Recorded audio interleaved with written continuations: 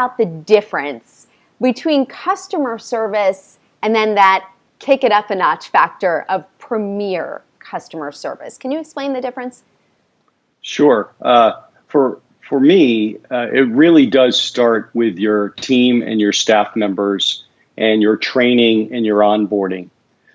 When I started with Disney many years ago, I went through Traditions, which was our onboarding program. And during that process, we learned about our purpose and what we were responsible for every single day. Certainly, I was hired as a lifeguard. I knew that I was either going to work the dock or the marina, or I was going to guard a pool or the beach. But I was told early on, and I felt very much a sense of belonging to an organization, that my responsibility every single day was to make people happy.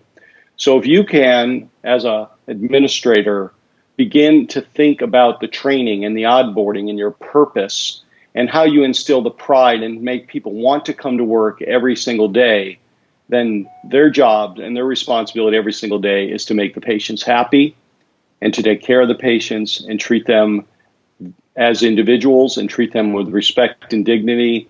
And so that's how I think about customer service every single day, that it really starts with the employees.